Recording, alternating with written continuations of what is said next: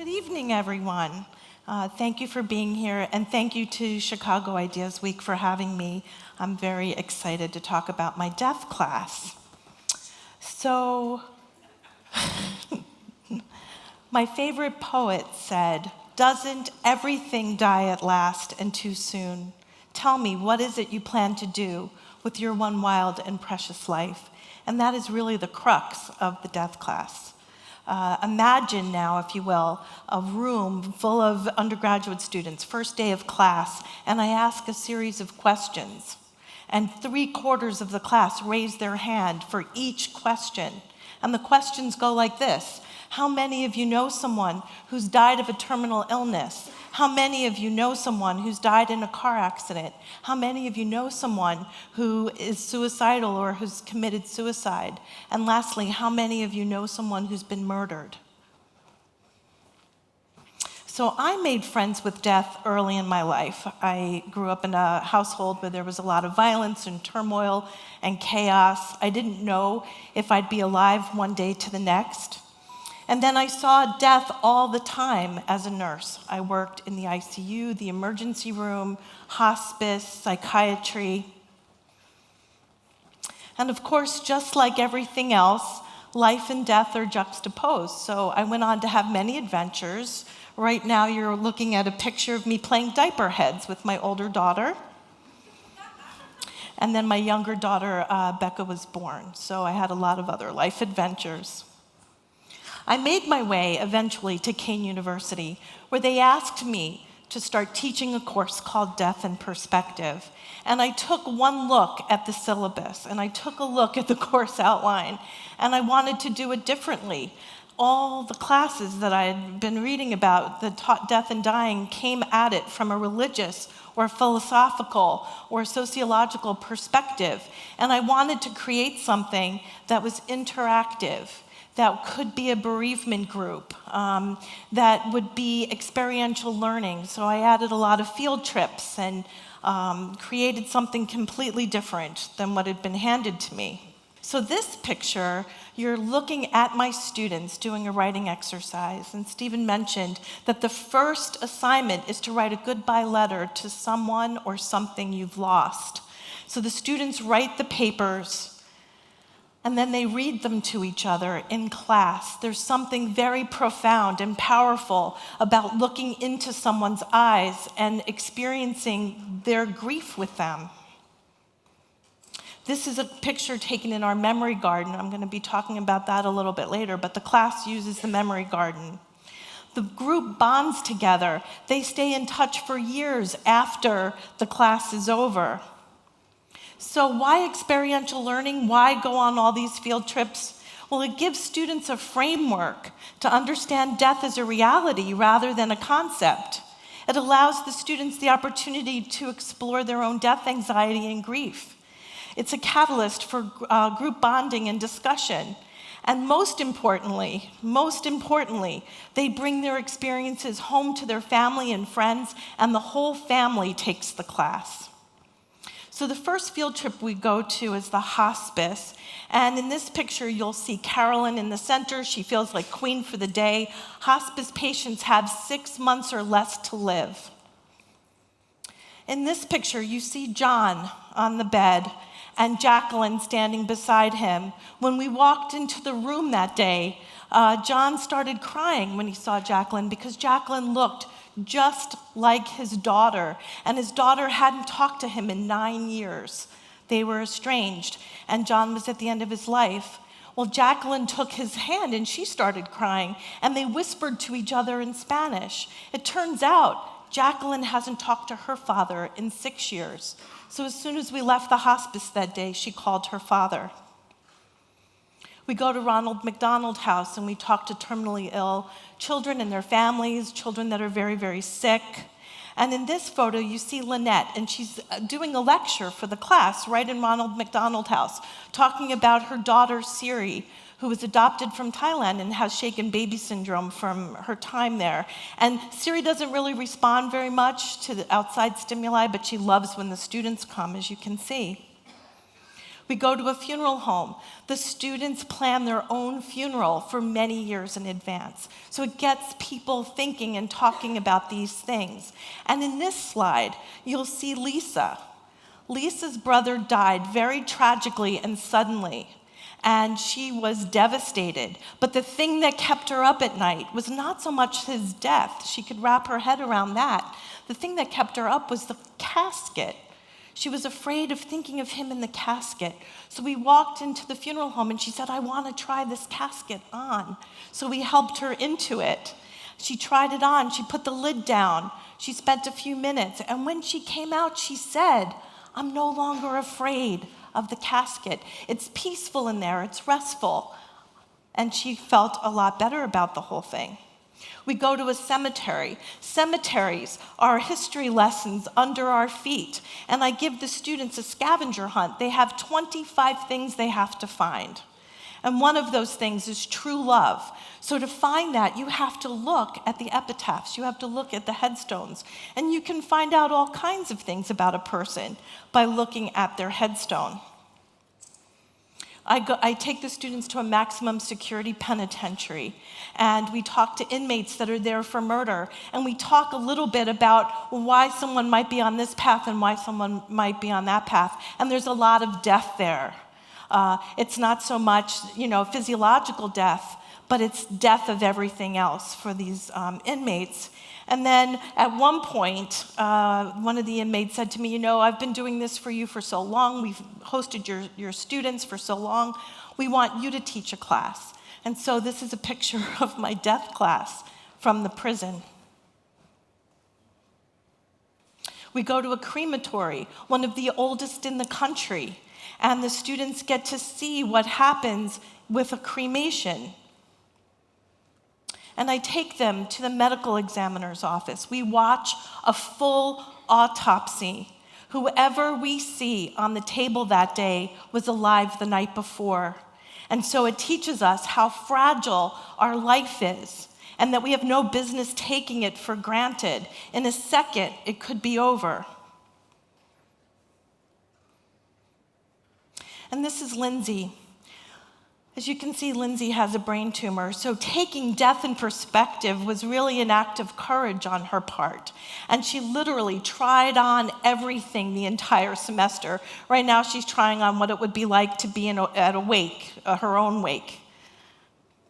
And I have to tell you now about this moment. So we were doing a movement exercise in class, and Lindsay wasn't feeling so well that day. She had had a seizure in the morning, and she wanted to sit out, which of course we let her sit out. And then as the movement was happening and the music was happening, I watched a football player walk across the room, and as gently as you can imagine, he put Lindsay on his back and carried her into the center of the room to do the movement exercise. So of course the lesson that day is about compassion and wisdom, and that sometimes, just sometimes, we have to be carried when we can't do it ourselves. When you have a student like Lindsay in your class, you have to kind of add into the curriculum a beautiful fall day where you're just playing in the leaves. In this picture, this is a recent picture, 2 weeks ago I took this. So one of these students is extremely suicidal. She fights every day to stay alive. And the other student had been in her shoes at one point, but had lived long enough now that things are better. And they sit together every class, and they really encourage each other every time we get together in the class. So I'm going to shift a little bit now and tell you a little bit about our Be the Change group that grew out of the Death in Perspective class. And I'm really interested in learning more myself about how service work is grief work. Our Be the Change community service and activism group does stuff all over the country and a lot in our greater urban area, but this is a picture of the very first project. We completely redid 3 rooms in the hospice where I take the students on the trips, and they wanted to create out of some storage space a craft room, a sitting room, and a dining area for the patients. So here's the craft room. And then here's a picture of Billie Jane enjoying a game of bingo in the craft room. Later, we did a complete makeover of a teen homeless shelter. Every wall, ceiling, and floor was gray. I would have to say that death was there too. Throwaway girls in a throwaway house with throwaway furniture. And Sears gave us 80 gallons of paint, and 100 students showed up, and we completely redid every room in the shelter. And now 9 of those girls are at Kean University as students. This is the memory garden. The Buddhists say that if you walk in concentric circles with a burden or some grief, that at the end of the circle, which is actually the middle of the circle, you'll be able to lay down some of your burdens. So in this middle of the labyrinth, we have grief, we have anger, hate, fear, low self-esteem, and certainly many people who have died. This garden blooms all pink. All the young women you see in this picture lost their mothers to breast cancer. Sandy Hook happened in Connecticut, not far from us, and we went there 3 days after the shootings because we heard that some kindergartners were getting together with the surviving kindergarten teacher, and we ended up with these lanterns that light up, and when the surviving kindergartners came in to meet up with the surviving teacher, all they saw was light. We feed the homeless every week, every single week.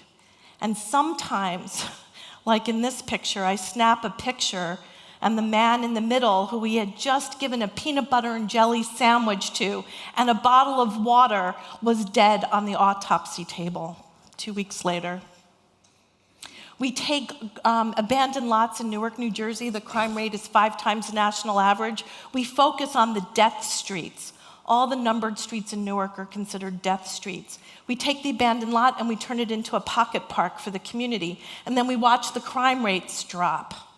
And the whole community comes out to help. We take back the streets in other ways too. We created an urban farm for some elderly folks that are also on the death streets that knew quite a bit about gardening.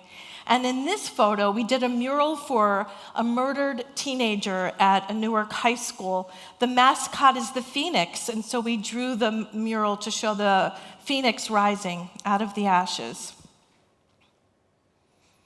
So Erika Hayasaki enters my life. She's an LA Times journalist. She wanted to write an article about my Death in Perspective class. I told her to take the class. The article ended up on the front page of the LA Times. It was syndicated everywhere. She believes that everyone has a story, so she decided she was going to write a book about my class, and she weaved my story and my students' stories and the didactic part of our lessons into a book called The Death Class, A True Story About Life. And we've been all over now doing media everywhere, TV, radio. I've been on radio in places even like Ireland, Norway, Sweden, and Brazil. So every book event is packed with people. Are people hungry to have a place to talk about death, grief, death anxiety? I would have to say yes. So the death class encourages authenticity. It encourages openness, sharing, honesty, fearlessness, acceptance, appreciation, resilience, expressiveness, and community. The students say that they learn that death does not have to be scary. It's a natural part of life, and actually our body takes care of us at the end of our life. Bucket lists are important, so do one. Say things now rather than later to those you love. Our decisions are reflections of how much we respect our lives. We can die at any time. Our bodies are fragile, so take care of them. Family is everything, so make peace now. What do they learn about life? Life is a series of challenges. You will rise each time. If you fall, you will get up. Sometimes you need to be carried, just as Lindsay taught us that day in class. Let people help you. Life is a precious gift. Treat it as such. You are the sole creator of your own unique life. Crying is okay. It's not a sign of weakness, and in fact, it boosts the immune system. Loss and pain are a part of life and provide important life lessons. And to live fully, you must embrace death and your own mortality. Things learned about giving back include that meaning and purpose can be found even in tragedy and loss, and it can be an indicator for how well people cope with grief. And service work is healing. So I tell the students, get out into the community and give back. Service work is also a way to honor those in our lives who have died. The journey begins with hope. And the light is always juxtaposed to the darkness. So I ask you all now, are you alive or just breathing? And doesn't everything die at last and too soon? Tell me, what is it that you plan to do with your one wild and precious life? Thank you so much.